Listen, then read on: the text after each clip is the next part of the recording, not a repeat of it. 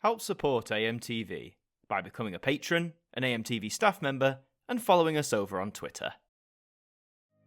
When you think of television aimed at preschoolers, what programmes instantly come to mind? Perhaps it's the Teletubbies, the brightly coloured creatures who spoke in gibberish and consumed copious amounts of tubby toast. Or for the more modern generations, perhaps it's something like Cocomelon. The less said about that, the better. However, between those two particular behemoths, there was another giant of the preschool programme scene, a show that at one time even arguably eclipsed the gigantic success of the Teletubbies. And that programme is, of course, the Tweenies. It may look like Teletubbies on acid, but the Tweenies were far more than hilly landscapes and unintelligible babble. Aiming to capture an audience who had grown out of Tinky Winky and co., Bella, Fizz, Milo and Jake entertained millions with their songs, dances, activities, and perhaps most notably, their personalities. Their journey is a wild one, so join me as we dive deep into the crazy, colourful, brilliant world of the Tweenies.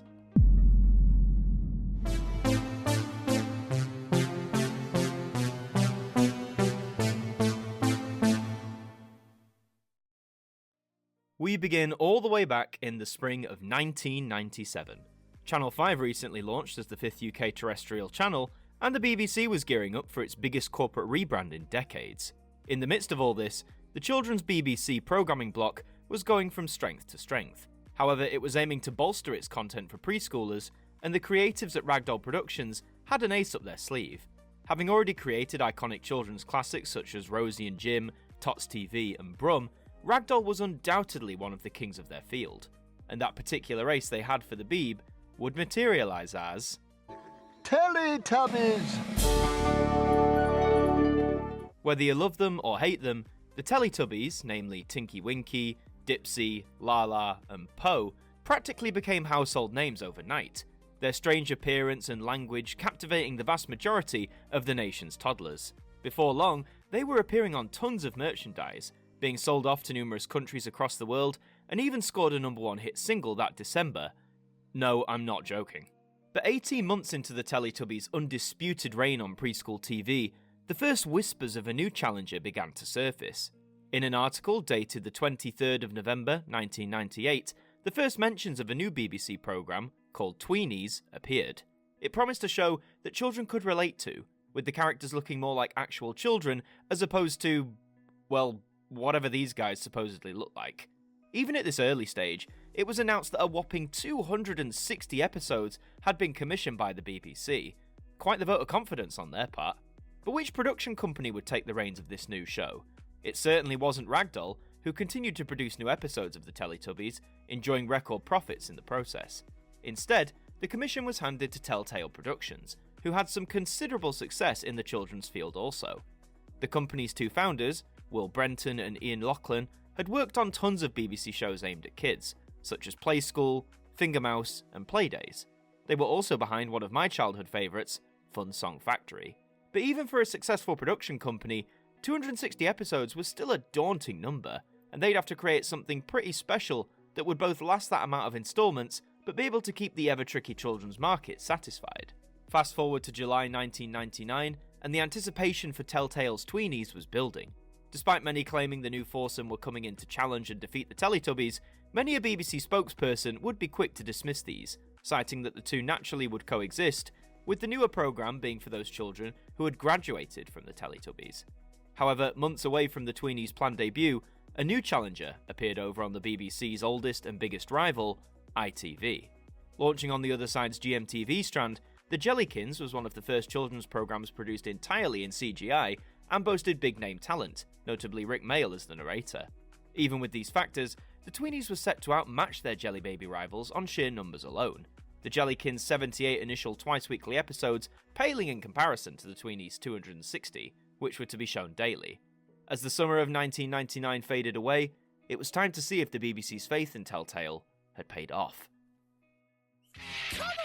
Meet the Tweenies on a journey packed with excitement and adventure. The 6th of September, 1999, at 10:30am on CBBC2, the first episode of the Tweenies hit the airwaves.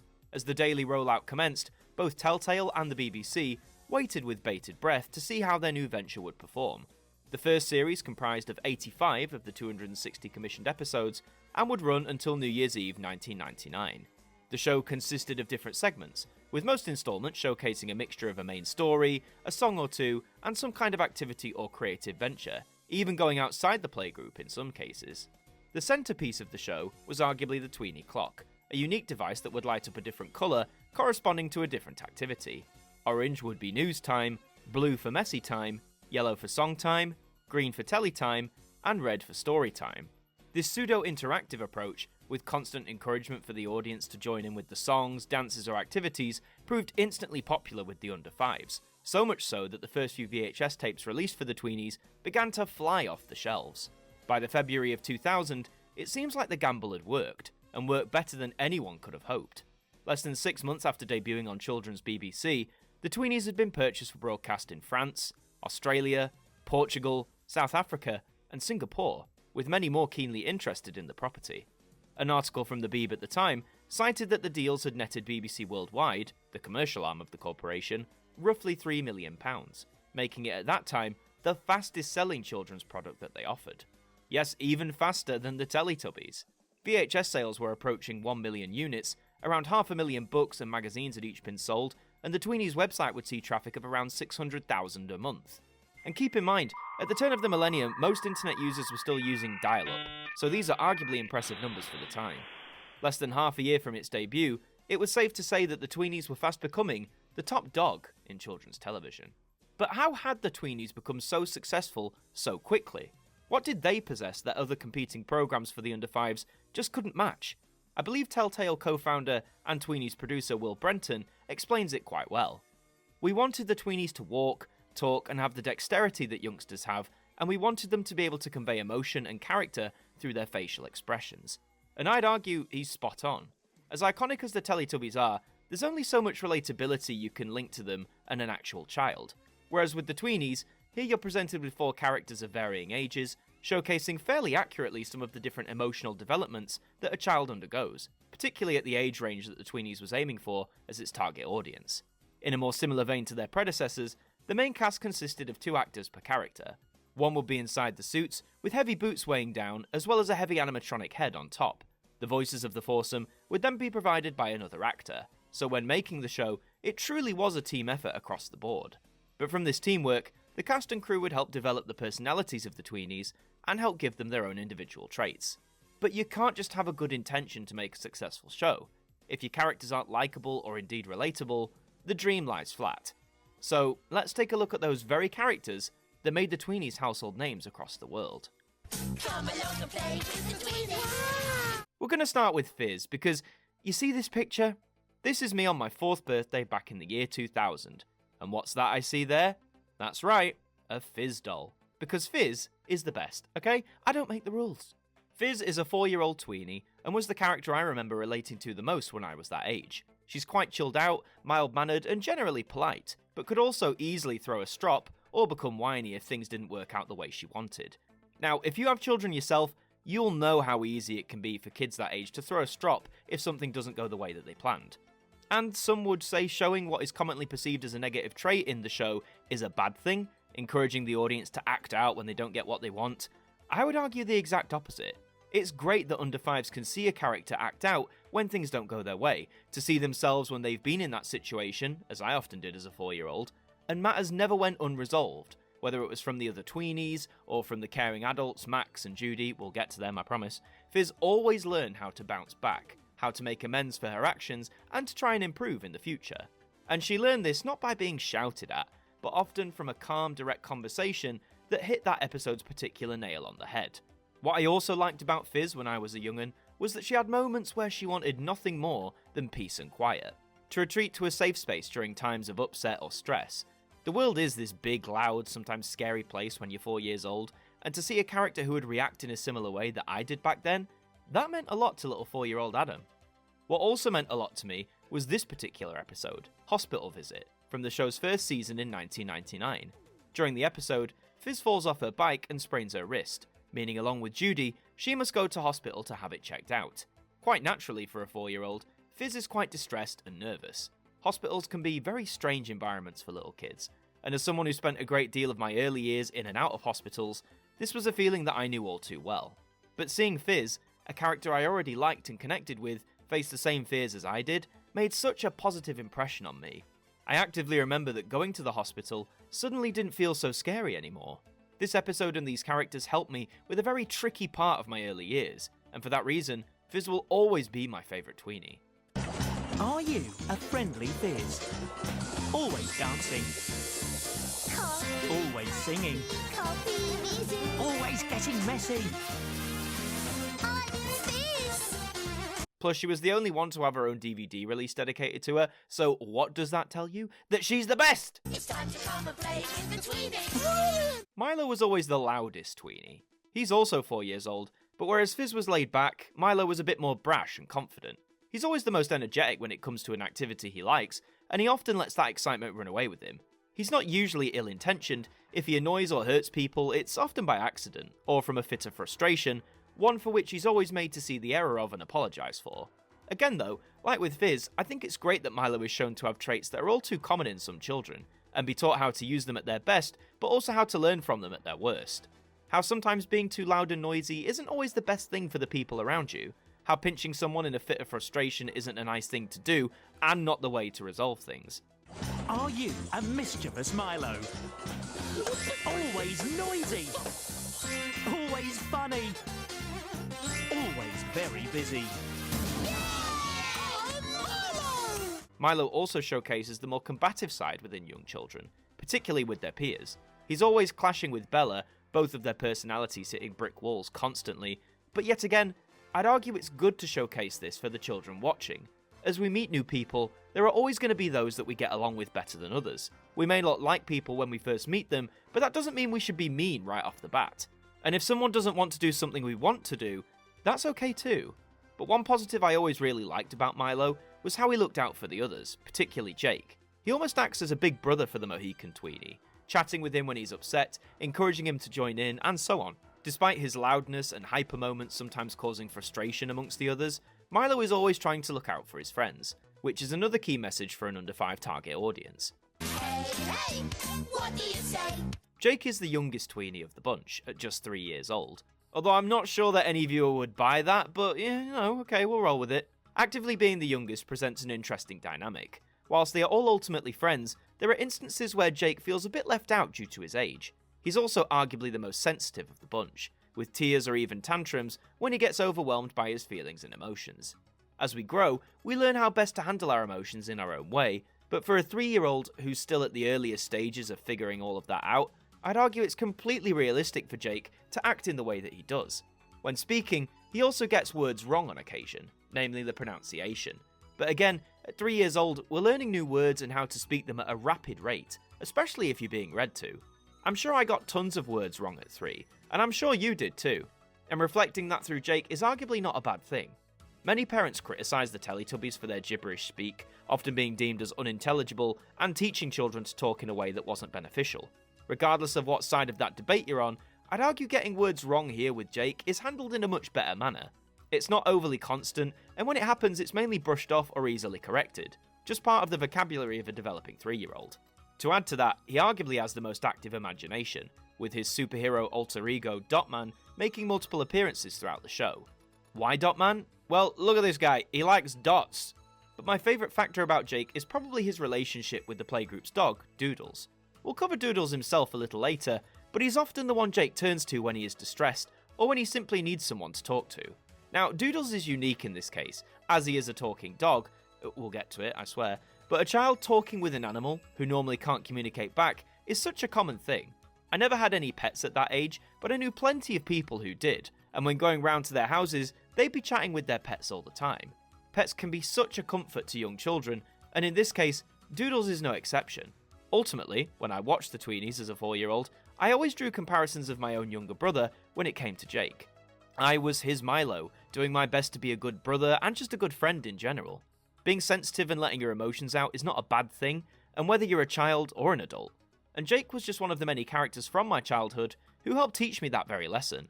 Are you a jumping Jake? Always playing. Bouncing and touching things. Always doing magic. always trying to catch up. I'm Jake. Oh, and did you know the voice behind Jake was in fact Justin Fletcher? I wonder what he went on to do. Hey, are you ready to play? And that leaves us with Bella. And I'm not going to mince my words when I say, do you see this boy? This 4-year-old boy here? He hated Bella. Like, where do I begin? This girl was just so bossy all the time. She's 5 years old, she's the oldest of the Tweenies, and by God did it show. Everything had to be done how she wanted it. They had to do what she wanted to do. She always had to argue against everyone and everything, and God forbid if anything was ever her fault. She just used to drive me mad! But how about now? Remember, it's been well over 20 years since I last watched this show, and I have to say, my opinion of Bella has completely 180'd. 4-year-old Adam didn't like Bella. To him, she was bossy, rude, and didn't seem like a fun person to be around. However, upon doing research for this video, I'm surprised just how much they were willing to push these parts of Bella's personality. Being the oldest, she often wants to take the leadership role in all of the activities and games. Don't you try and tell me kids don't do this. When older children are in a group with younger ones, it's all too common to see them try and take the initiative of leading, usually with the best intentions, though often leading into arguments and upset. That notion that I am the oldest, therefore I am right, is so prominent with Bella. But why I think now it works really well in the Tweenies is that she's always called out for it. She's not a bad person, but her arrogance can easily run away with her. But whether it's from the other Tweenies or from Max and Judy, Bella, like the others, is made to see how and why her actions are wrong, and how she can best learn from it. When she uses her age and leadership skills correctly, it's great to see. She actively encourages the others and wants to help them in any way that she can. Though, like any 5-year-old, sometimes she struggles to admit the truth, like when it comes to breaking something. In the episode It Wasn't Me, Bella breaks a string from a marionette puppet owned by Max. All 4 of them have been asked not to play with it, as it was a special item, and instead of owning up straight away, Bella attempts to blame Doodles. She ultimately comes clean and apologises, but how many times have we seen children exhibit similar behaviour? I know I certainly did it once or twice. We learn that doing things we shouldn't or have been told not to do is ultimately a bad thing. But in those moments where we do it anyway, the fear of being caught, found out or told off can lead to a child lying. And again, fair play to the creative team for using Bella for this particular lesson. At 5, some kids may feel that they can get away with being blamed, but ultimately learn that coming clean and telling the truth is always better than leading a lie. So whilst I may have really disliked Bella as a tot, I've really come around to her character these days. Having an inherently bossy personality is absolutely fine to showcase to a young audience, to show how that can lead you to pitfalls if you aren't considerate, but also how being a natural leader or taking the initiative to be one can be a positive thing. Are you a bossy Bella? Always first. Always sharing stories. Always dressing up. Now that we've covered the 4 main Tweenies, let's take a look at the adults who feature in this world. Max is the male carer at the playgroup, speaks with a lovely northern accent, and is often very kind and calm when interacting with the others. He's there to lend a hand when needed, and is usually up for playing along with whatever imaginary scenario the Tweenies have dreamt up. Though again, like the kids themselves, Max is shown to have moments where he's not himself, or exhibits traits that are all too realistic and common in everyday life for adults. The last episode of Series 5 is titled Grumpy Max, and boy does he live up to that title. He's attempting to put together a new bookcase, though the instructions seem a little complex and Max quickly becomes frustrated.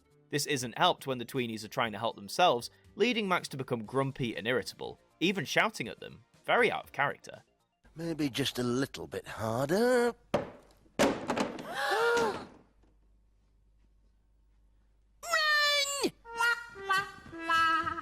Don't say a word. I'm not so much a handyman, but I know how frustrating DIY can be, especially when working with instructions that make little sense, and sometimes the presence of children can just light that spark of grumpiness. It's not their fault, they haven't done anything wrong, but I'd argue this episode reflects what can happen when grown-ups just need some time to themselves, whether it's just to recharge and reset, or when they just want to finish a project such as this. At his core though, Max is that wise old figure that children hope to be able to turn to, whether that be for help, advice, or just someone to help cheer them up. Being the other manager of the playgroup, Judy is the female adult presence in the show, and speaks with a lovely Irish accent. Bet you can't guess where I am. Well, but it's rather special to me, because it's in a country called Ireland. And that's where I come from. Ireland. Like Max, Judy is generally very laid back and chilled out, never raising her voice too much, and always creating a pleasant atmosphere for both the other tweenies and the viewers watching at home. She actually reminds me of Miss Hooley, who was the lead star of other CBeebies' favourite Balamory. Even when the tweenies are in the most heated of moments, Judy always kept things calm, addressing the situation and always making sure that the group resolved their issues before the end of an episode. I don't have much more to say about her, only that like Max, she does a perfect job of being that positive adult influence around the tweenies and for the audience watching. A grown-up who will guide you down the right path, or give you the best advice, or be there for you when you're upset. She's just as much an integral character to the show as any of them, but there's still one that we haven't yet touched upon. Doodles the dog is just wholesome, man. I don't know what else to tell you. The red and yellow furred dog is the playgroup's pet, an often constant companion for the tweenies in the time of need.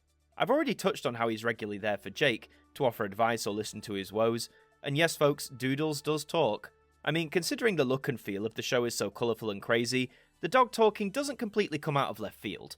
The voice of Doodles is also done by Justin Fletcher, and apparently was based on arguably the most famous talking dog of all, Scooby-Doo. Really? I couldn't tell. Hey, Doodles the movie star. Doodles is fun and furry, that's really the crux of him. In the final series, a female companion for Doodles was added, this being Izzles. Some view her as a last-minute addition that didn't really add much to the dynamic. She was erratic and annoying, a puppy who struggled to settle down and settle in. I don't remember much about Izzles from when I originally watched the show, but I feel she's a good metaphor for welcoming in newcomers to an already established fold.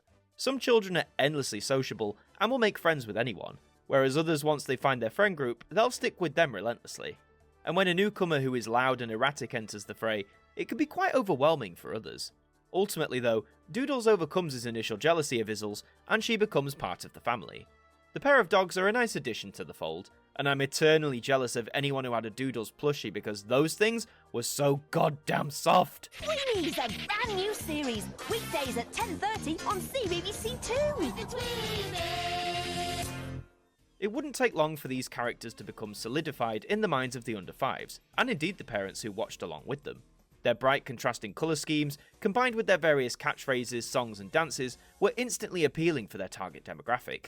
If learning through play was the objective, then the tweenies were succeeding in their mission. The year 2000 would see the group's fame and popularity continue to soar to unexpected heights. By June, BBC Worldwide disclosed its annual reports and accounts showing that within the first 6 months of the tweenies hitting the air, they had generated more than £40 million in revenue. That's a staggering figure to comprehend. But with the show airing new episodes 5 days a week and the almost endless amount of merchandise available to snap up, the tweenies were rising an ever-ascending wave. And this wave would arguably peak with the group's first foray into the music industry. Children's characters releasing pop songs wasn't a new concept by the year 2000. The Teletubbies had scored their number one in December of 1997, so why couldn't the tweenies do the same in the year 2000? Perhaps the team behind their debut single were madly confident, as the title ended up being Number 1. An early Jackson 5 sound tailored for preschoolers, Number 1 entered the UK charts in November at number 6. The following week it would climb to number 5, where it would peak, failing to live up to its name.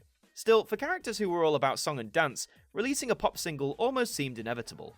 It being able to crack the top 5 all but cemented the tweenies' place in the early days of new millennium pop culture in the UK. On reflection, number 1 isn't often looked back on when considering novelty songs. That may be because the same year, the Christmas number 1 single was achieved not by the tweenies, but by one of their preschool peers, Bob the Builder. Can You Fix It was not only the UK's Christmas number 1 for the year 2000, but it even became the biggest selling single of the entire year. We've already done a full in-depth documentary on Bob's musical career, so if you want to learn, I recommend that you check that one out.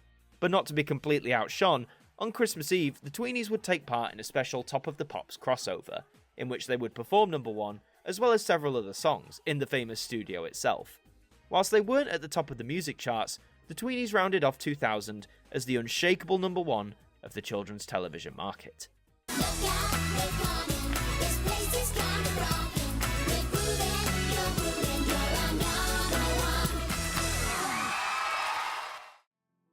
New Year's Day 2001 marked a brand new episode of the Tweenies on CBBC. The machine was working perfectly, with new instalments coming every weekday.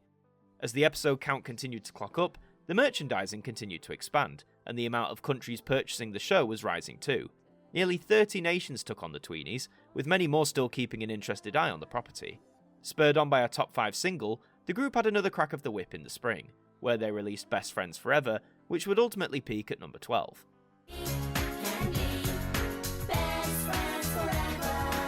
Third time's the charm, so they say, and as such, Do the Lollipop was released in the summer, but could only reach number 17. Still 3 consecutive top 20 singles from a group aimed squarely at preschoolers? Not a feat to be snuffed at. The Tweenies would see the top 10 once again towards the end of the year, with the appropriately titled I Believe in Christmas reaching number 9, and staying there for 3 weeks.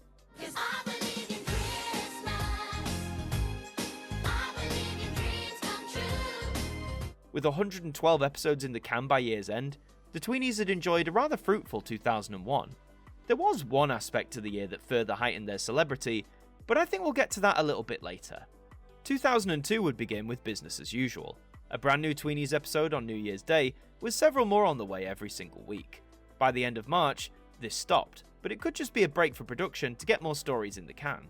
4 final episodes trickled out during July, and then that was it.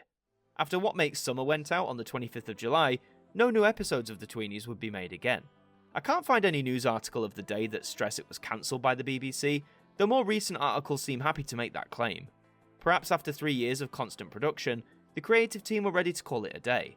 Most programme makers know, especially when it comes to the children's market, that very few shows last beyond a couple of years. Children grow up, habits and interests change, new content comes in to satisfy their appetite, etc, etc. Plus, having churned out nearly 400 episodes in just shy of 36 months is an accomplishment in itself, but one that undoubtedly demanded a full-time commitment for all involved. There was still room for one more single though. Have Fun Go Mad would be their lowest charting release to date, though it still managed to peak at number 20. It was also their first cover, having originally been recorded by Blair back in 1995, who'd only managed to reach number 37.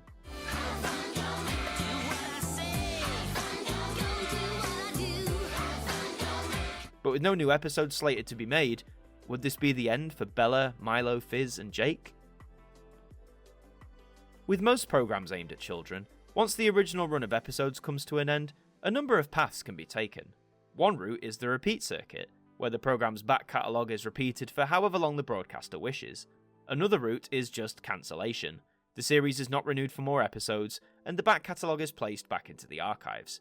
The Tweenies was fortunate, and definitely popular enough, to go down the first route, with the recently launched CBeebies, which specifically catered to a preschool audience, choosing to rerun all 390 installments of the group's activities and adventures. This choice seems obvious, given that the production of new episodes could have easily continued. If 2000 and 2001 were the peaks of popularity for the Tweenies, it certainly hadn't waned too much by 2002. In early 2003, the Fab Foursome were finally picked up by a network in the United States. This was Nickelodeon, who decided to place it on the channel Noggin, and there would be some changes before the back catalogue was screened. First off, the character voices would be redubbed, this time with American actors, with certain words and phrases changed to be more recognisable for stateside tots. But what could be bigger than making it in the USA? Well, how about a feature-length movie? That's right, during the spring of 2004, it was first reported that the Tweenies would be starring in their own feature film, set for the big screen. Co-produced by Telltale, it was initially billed to be released during the summer of 2005, with a synopsis of, "It will take the Tweenies out of their present environment and into fairyland." That sounds both intriguing, yet also terrifying. A couple of months went by, when in September, it was announced that Telltale Productions was being purchased by Entertainment Rights, for just over £3 million. The new owners seemed enthusiastic about their acquisition, and given the sheer revenue the Tweenies had generated, can you blame them? A line about the supposed feature film was mentioned, however it now stated that the project was to be produced between 2005 and 2006, with no release window as such given. The movie never materialised, and it remains a fascinating tease as to what could have been. Perhaps after acquiring Telltale, Entertainment Rights felt a movie wasn't the right move for the franchise? After all, despite the frequent reruns in the UK, new episodes hadn't been made in years, and there was already some evidence that Tweenie Mania was ebbing away. But more on that a little bit later. One area, though, that helped propel the hype in the first place was the merchandising. BBC Worldwide had been overwhelmed by the merchandise demand for the Teletubbies towards the tail end of the 1990s, with the 4 characters being hotly desired Christmas favourites for several years. From this experience of handling a mega property aimed at young children, it could be argued that Worldwide were more prepared once the popularity of the Tweenies exploded. Any item you could think of have the Tweenies stamp on it, and they all sold, in large quantities. This was no more evident than the previously aforementioned VHS releases. Several, and I mean several of these, were issued during the series' original broadcast, all comprising of several episodes of the show. The new DVD format would also see Tweenies releases, though this would come a little bit later down the line, once the format became a bit more affordable for the average consumer. Speaking of discs, there are several CDs released with the Fab Foursome's faces slapped all over them. CD singles of their various hits that we've looked at, not to mention some fully fledged albums too. Friends Forever in 2000, the Christmas album in 2001, and Everybody Dance in 2002. There was even a 2-disc greatest hits collection released, and if you can handle 2 discs worth of the Tweenies singing, then you're a braver human than I'll ever be. We already touched on the various success of the singles the group released, but just to reiterate, out of the 5 that made it to shop shelves, all 5 of them reached the UK top 20. Not many actual pop artists can boast a similar feat, never mind children's characters. Another avenue that the Tweenies made an impression on was video games. Those with a handheld device could get their fix with Doodle's Bones on the Game Boy Color, but the one I remember playing briefly was Game Time on the original PlayStation. Now, listen, Game Time is apparently a game? A simple minigame collection that I would argue even the target audience would find a little boring, and also a little disturbing. But in a world of wondering what games are appropriate for your little ones, grabbing something with the Tweenies on it was an easy, surefire, safe bet. But beyond the games, beyond the music releases, beyond even the mega-selling VHS and DVDs, there's one cog of the Tweenies machine that stands above all the others. For its hype, for its excitement, and for being downright bonkers, it's the live shows. Live on stage, I give you the Tweenies!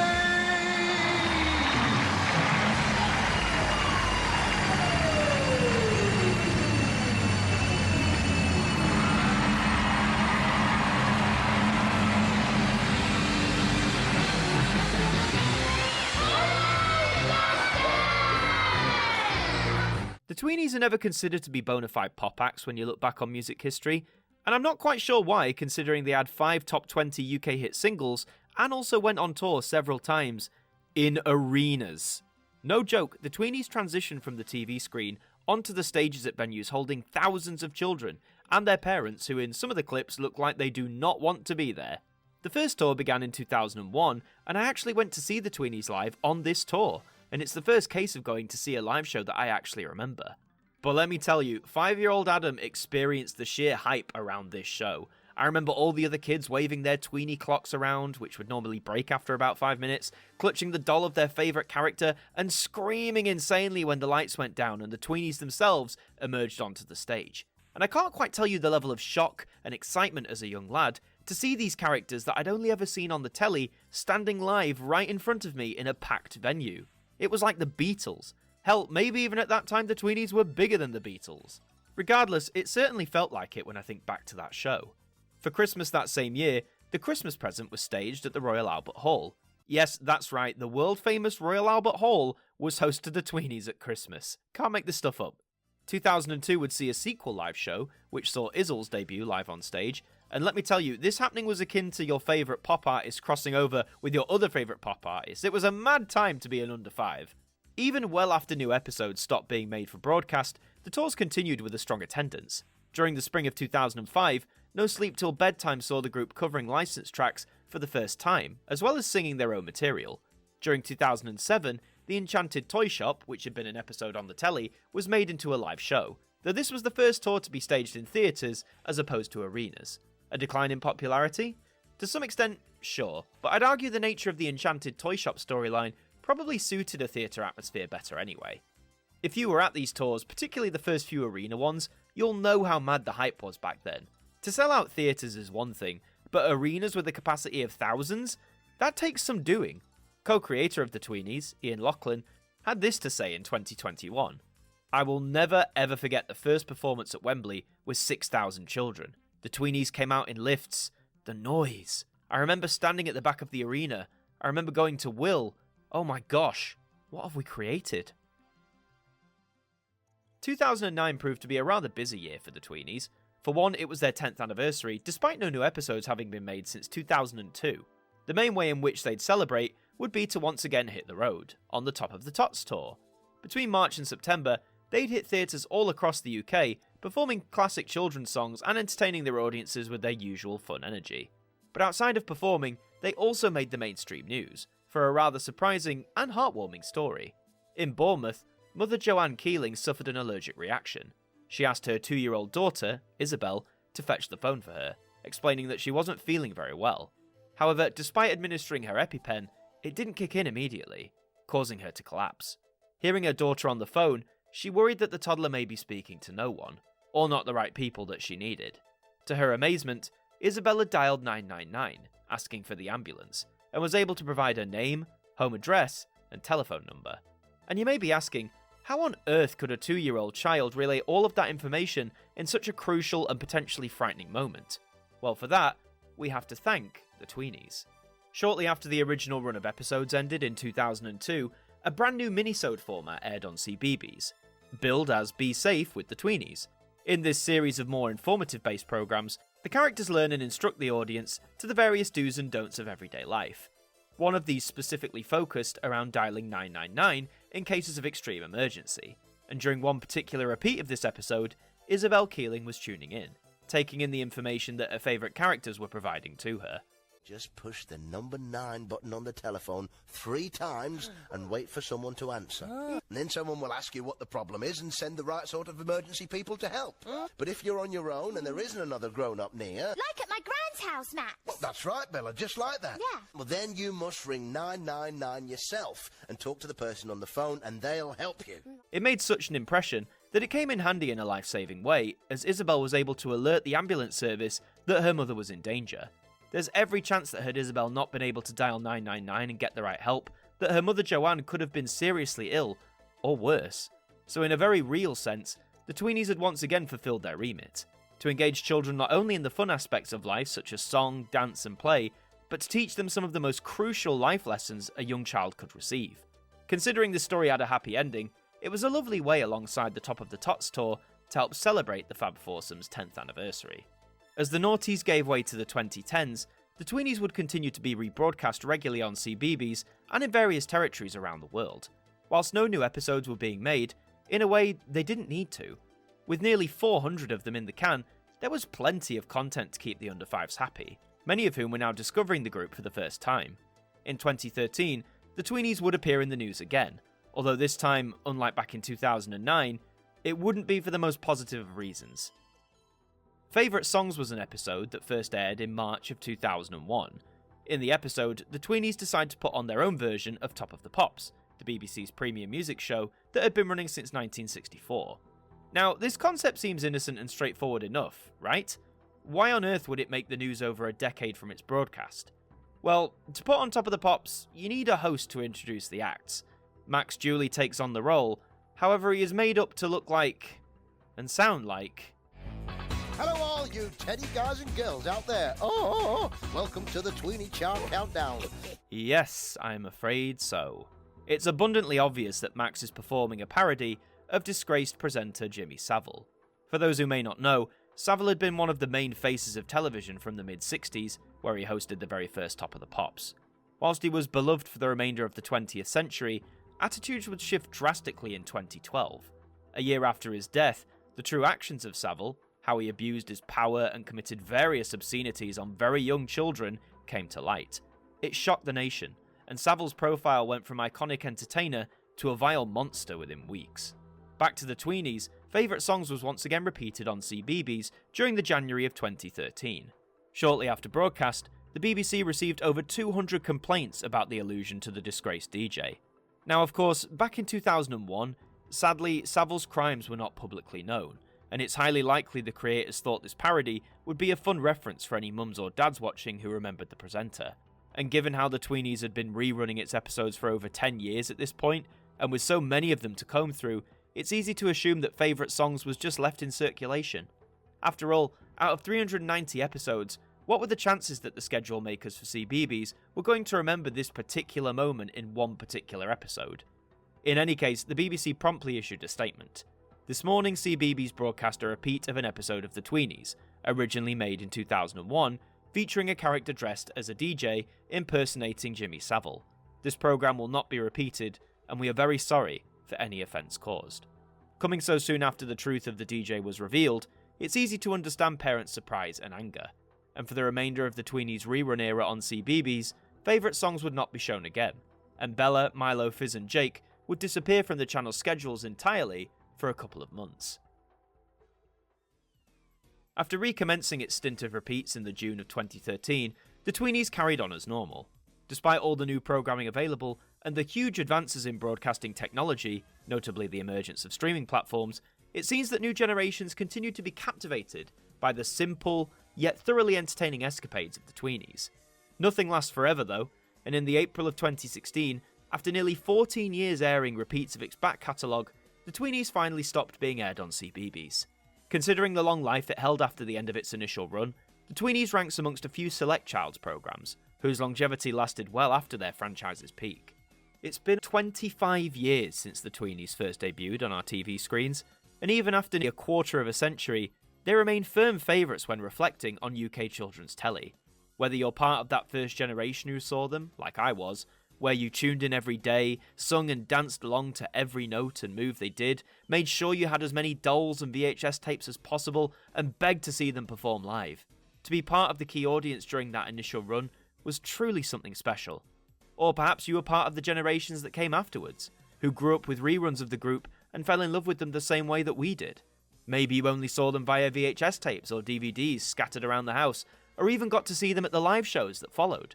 Maybe you even saw them at the dedicated section of their theme park. I didn't even touch on that one. Or maybe you're a parent, someone who saw the Tweenies through your own children, and came to appreciate the realistic personalities, the lessons that were being taught, and the fun and sheer joy that it brought to your kids. They haven't been on TV for some time now, but the Tweenies are synonymous with what many describe as one of the golden ages for children's programmes. Maybe the Teletubbies were your favourite, or Bob the Builder, or any of those other brilliant shows that existed around the same time. But for me, there was no other programme quite like the Tweenies. Every day they would ask me, "Are you ready to play?" And the answer was always a very joyful yes. 3 days, come on,